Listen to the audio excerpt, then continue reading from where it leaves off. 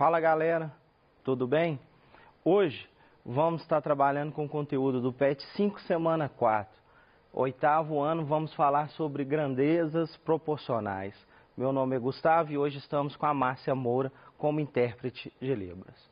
Pessoal, falar um pouco de grandeza e proporção. Algumas grandezas podem estar relacionadas e variam proporcionalmente. A proporção está presente em muitas situações cotidianas. Por exemplo, quando compramos 300 gramas de presunto, podemos calcular o valor total a pagar, pois esse corresponde proporcionalmente à quantidade do produto em relação ao preço de 1 quilo. Grandezas são diretamente proporcionais quando a variação de uma provoca variação na outra na mesma razão. Conforme o exemplo anterior, quanto mais você compra presunto, mais você pagará. Esse aumento do valor a ser pago é proporcional à quantidade de quilogramas que se aumenta na compra. Ou seja, se você compra 600 gramas de presunto em vez de 300, você vai pagar o dobro que pagaria se comprasse 300. Então, pessoal, quando a grandeza ela é diretamente proporcional, ou seja, quando aumenta uma das grandezas, a outra também aumenta. Ela pode ser também inversamente proporcional. Isso ocorre quando uma grandeza aumenta e a outra diminui na mesma proporção. Por exemplo, o tempo é uma grandeza inversamente proporcional à velocidade e é diretamente proporcional à distância percorrida. O que ele quis dizer com isso aqui? Pessoal, se eu fizer uma viagem e eu aumentar a minha velocidade de deslocamento, ou seja, quanto maior a velocidade que eu realizar essa viagem, menor vai ser o tempo gasto. Então, o tempo em relação à velocidade são grandezas inversamente proporcionais. Uma aumenta, a outra vai diminuir. Agora, quando as grandezas são diretamente proporcionais, você pode relacionar, por exemplo, o tempo em relação à distância. Quando eu faço uma viagem mais longa, mantendo a mesma velocidade, o tempo também necessário para realizar essa viagem vai ser maior. Vamos analisar esse exemplo aqui passo a passo. Uma viagem de carro de Belo Horizonte para Vitória demanda um tempo menor do que se eu fizer essa viagem de Belo Horizonte para Recife. Se a velocidade do carro for de 60 km por hora, o gasto na viagem é maior do que seria se caso ele estivesse indo a 80 km por hora. Então, para realizar esse problema, a gente vai precisar de introduzir um pouco do conteúdo da física, que é o quê? Sabemos que a distância significa velocidade vezes tempo. Pessoal, muita gente fica preocupado, como que eu vou conseguir decorar uma fórmula e tudo. Então, esse é um conceito que você vai rever um pouco na frente, mas a gente vai introduzir ele aqui. Qual que é uma técnica para a gente absorver esse conhecimento?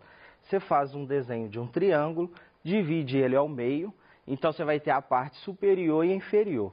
E a de baixo você divide ao meio novamente, beleza? Então em cima você vai ter o D, embaixo o V e T. Uma técnicazinha aí que o pessoal usa muito, né, para decorar, né? Quem está superior a gente? Né? Então você fala assim, ó, D significaria Deus. Deus vê tudo, ou seja, algo que está acima vê tudo. Então você sempre vai decorar D é V, T embaixo. Então, com isso você vai fazer o seguinte, eu quero achar, por exemplo, a distância. Então, eu circulei aqui a distância. Distância é igual ao quê? Velocidade vezes tempo. Então, tá aí. Aí eu quero, por exemplo, professor, achar a minha velocidade. Então, velocidade é igual ao quê? Distância sobre tempo.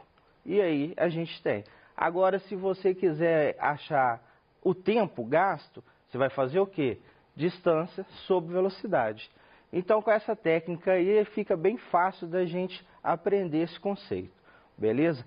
Para resolver esse problema aí da viagem de Belo Horizonte a Vitória, a gente vai precisar de localizar o tempo. Então, já sabemos que tempo é distância sobre velocidade. Vamos falar então quando a grandeza for diretamente proporcional, ou seja, distância e tempo. Então, eu tenho uma viagem que eu vou de Belo Horizonte para Vitória. Nesse trajeto, eu vou andar 549 quilômetros a uma velocidade de 60 quilômetros por hora. E vou fazer uma outra viagem de Belo Horizonte a Recife, beleza? Percebe-se pelo desenho que a distância é maior, de 2.089 quilômetros. Vou manter a mesma velocidade, tranquilo? Então, vou realizar essa viagem e aí você vai perceber que o carrinho que vai de Belo Horizonte a Vitória, ele chega primeiro, beleza? Por quê? Porque o tempo, a distância dele é menor, né? Então, quando a gente calcula aí, de Belo Horizonte a Vitória, eu gastei 9 horas e 9 minutos e de Belo Horizonte a Recife, eu gastei 34 horas e 49 minutos. Ou seja, eu aumentei a distância, percebe-se que eu aumentei a distância, o tempo gasto para realizar a viagem também foi maior. E isso mantendo a mesma velocidade de 60 km por hora. Agora vamos falar um pouco de velocidade e tempo, que são grandezas inversamente proporcionais. Então, para fazer isso, quando eu vou analisar a velocidade e tempo, eu vou analisar em algo que seja a mesma distância. Por exemplo, Belo Horizonte a Recife são de 2.089 quilômetros e eu vou fazer esse trajeto a 60 km por hora.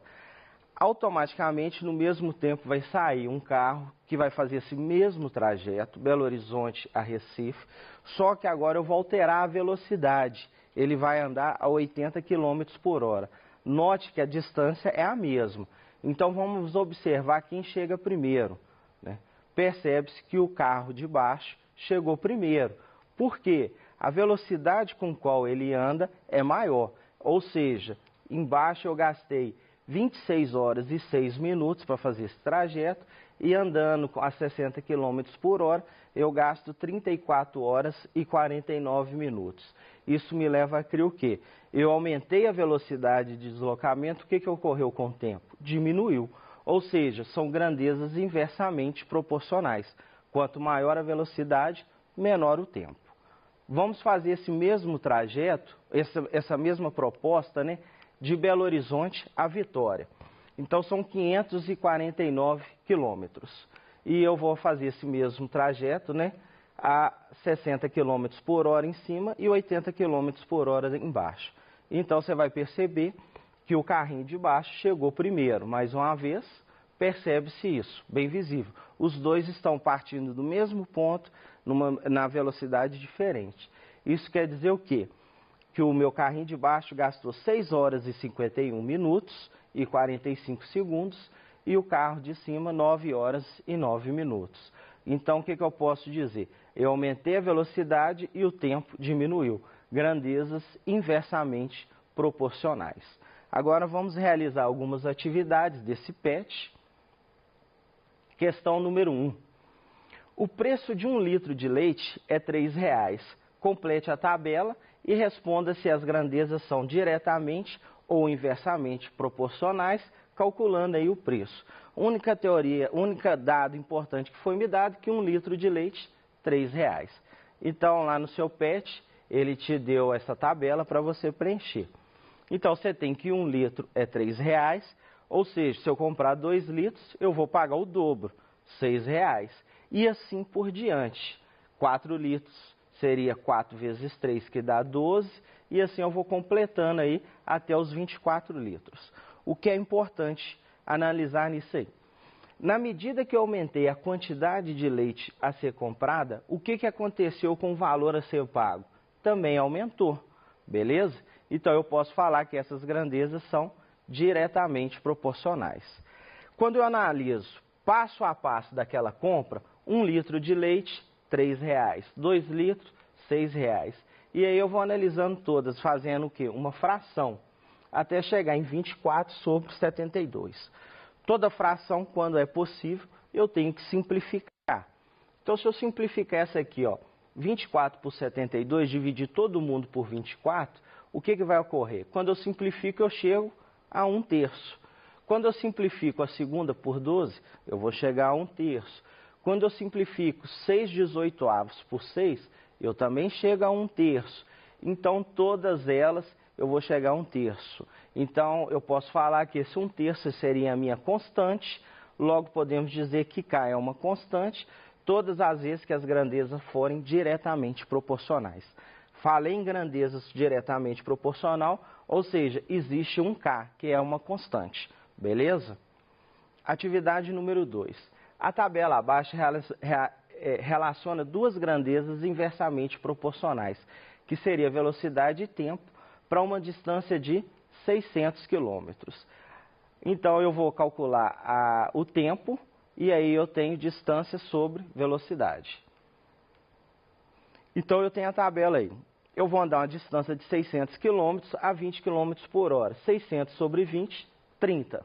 E aí eu vou realizar todas essas divisões, sempre dividindo distância por velocidade, conforme vimos. O que você vai observar? Que a sua velocidade ela aumenta. E o que ocorre com o tempo? O tempo vai diminuindo. Então, eu posso falar que essas grandezas são inversamente proporcionais. Uma aumenta, a outra vai diminuir. Atividade número 3. Escreva a expressão algébrica que representa a situação a seguir, empregando a letra P para dizer o preço do leite. Então, qual que é a ideia? Comprei 4 litros de leite, paguei com uma nota de 20 e recebi R$4 de troco. Encontre o preço do litro do leite e responda as questões a seguir. Então, se eu comprei 4 litros de leite, é 4 mais P, mais R$4 é igual a 20, porque esses R$4 foi o troco que eu recebi. Se eu quero achar só o valor de P, eu vou adicionar menos 4 em ambos os lados. 4 menos 4 eu posso eliminar. Sobrou 4P igual a 16, vou dividir todo mundo por 4. Então, eu passo a ter que o preço do leite custou R$4. Então, letra A, se você comprar 3 litros de leite, qual que vai ser o valor a ser pago? Seria 3 vezes 4, que me dá um total de R$12. Quanto você deveria receber de troco se pagasse com R$20? 20 menos 12, R$8. Letra B, considerando X a quantidade de produto e Y o preço a pagar, vamos preencher a tabela abaixo. Então, ele me deu os valores de X, me deu a equação de Y e eu quero achar o par ordenado. O que eu vou fazer? Só substituir X aonde que for aqui na equação. 4 vezes 0 me dá o par ordenado 0 e 0. E aí por diante, 4 vezes 1, 4 vezes 2, 4 vezes 3, 4 vezes 4. Cheguei nesses pares ordenados. Letra C. Marque os pontos X e Y obtidos na tabela, no plano abaixo aí. Una os pontos e responda, são o quê? Diretamente ou inversamente proporcionais. Percebe-se que quando aumenta o X, o que ocorre com o Y? Ele também está aumentando. Então, eu posso falar que essas grandezas são diretamente proporcionais. Questão número 4. Ela retrata de um veículo que está fazendo um trajeto aí a 120 km por hora e ele gasta 3 horas. Ele pede o seguinte: qual seria a velocidade se esse mesmo trajeto fosse feito em 6 horas? E se essas grandezas são diretamente ou inversamente proporcionais? Então, se eu quero achar a velocidade, a distância sobre tempo, beleza? Então, eu vou lá. Primeiro problema é o seguinte, a distância. Não foi dada a distância. Ele falou o seguinte, que o veículo andando a 120 km por hora gasta 3 horas. Se eu tenho a velocidade e tenho o tempo, eu consigo localizar a distância. Então, a distância é 120 vezes 3. Eu vou eliminar aí o H com H, então a distância eu posso falar que é de 360 quilômetros. Então, esse trajeto de 360 quilômetros foi feito em 3 horas andando a 120. Ele perguntou o seguinte, e se eu fizer esse trajeto em 6 horas, qual é a velocidade? Então, agora eu tenho a distância e tenho o tempo, que vai ser 6 horas. Então, velocidade é 360 por 6. Então, eu chego que a velocidade é de 60 km por hora. O que eu posso observar aí, pessoal? Que a uma velocidade de 120 km, eu gastei 3 horas. A uma velocidade de 60 km por hora, eu gastei 6 horas. O que ocorreu com o tempo? Eu não aumentei o tempo, era 3 horas, não passou a ser 6 horas. O que ocorreu com a velocidade? Ela diminuiu. Ou seja, essas grandezas são o quê? Eu aumento o tempo, a velocidade diminuiu. São grandezas inversamente proporcionais. Beleza? Vamos lá para o próximo. Analise o gráfico abaixo e responda o que se pede. Então, eu tenho um gráfico onde eu tenho no meu eixo X a quantidade em litros de leite e o meu eixo Y a quantidade em quilogramas de queijo. Letra A. Para fazer 2 quilos de queijo, preciso de quantos litros? Então, vou vir aqui no queijo, vou marcar, vou transferir isso na minha reta, que é a minha função, e quando eu fazer o espelho no eixo X, eu chego que eu vou precisar de 4 litros de leite. Com 8 litros de leite, eu posso fazer quantos quilogramas de queijo? Vem no leite, vou marcar 8 litros, vou refletir na minha função, e isso me dá 4 quilogramas de queijo. Beleza? Letra C. Para fazer 5 quilos de queijo, preciso de quantos quilogramas? Então, eu quero 5 quilogramas de queijo, vou refletir, cheguei em 10 litros, ou seja, preciso de 10 litros de leite. As duas grandezas são diretamente ou inversamente proporcionais. Quando eu faço uma análise da esquerda para a direita, eu noto que essa tendência aqui, ó, dessa função, é uma função que cresce, ou seja, na medida que aumenta a quantidade de leite, aumentou a quantidade de quilogramas de queijo. Se eu faço uma leitura ao contrário, da direita para a esquerda, ambas vão diminuir. Então, se elas são grandezas diretamente proporcionais. Com 100 litros de leite, posso produzir quantos quilogramas de leite? Eu sei pelo gráfico que 2 litros eu faço 1 quilograma, 100 litros eu vou fazer X quilogramas de leite. Vou realizar minha multiplicação cruzada, vou realizar minhas contas, e aí eu vou chegar aqui com 100 litros de leite, eu posso fazer 50 quilogramas de queijo. Questão número 6. Foi dada uma receita que você vai fazer uma leitura dela aí, e depois você vai refletir um pouco sobre algumas palavras que estão marcadas nela. Então, nós temos a receita do bolo da Lili. Ela serve em 5 pessoas e eu tenho alguns ingredientes. Para fazer essa receita, eu preciso de 2 copos de 200 ml de farinha de trigo, 2 copos de açúcar, 2 colheres de sopa de margarina, 3 ovos, 1 copo de leite e 1 colher de sopa de fermento em pó. E nós temos aí um modo de preparo. Para fazer 2 bolos utilizando essa receita, eu preciso de quantos copos de farinha de trigo? Com um bolo, eu vou fazer, com 2 copos eu faço um bolo. Então, se são 2 bolos, é o dobro. Para servir 40 pessoas, eu preciso de quantos bolos? Cada receita daquela serve 5 pessoas, então é 40 dividido por 5, 8 bolos que eu consigo fazer. Mamãe fez a receita para servir de lanche aos meus colegas. Ela usou 1 dúzia de ovos, ou seja, ela usou 12 ovos. Né? Então, cada receita daquela eu gasto 3, então ela fez 4 bolos. Quantas pessoas pode ser servido? São 5 vezes 4, que dão 20 pessoas. Dispondo de todos os ingredientes aí à vontade, com 1 litro de leite eu posso fazer quantos bolos? Cada bolo gasta 200 ml. 1 litro é 1000 ml, 1000 dividido por 200, 5 bolos. Beleza? Pessoal, hoje vamos ficar por aqui. Rever a nossa aula no estudeemcasa.com.br. Entra no nosso aplicativo Conexão, lá vão estar os vídeos. Qualquer dúvida, entre em contato com o seu professor. Bacana? Um grande abraço e até a próxima aula.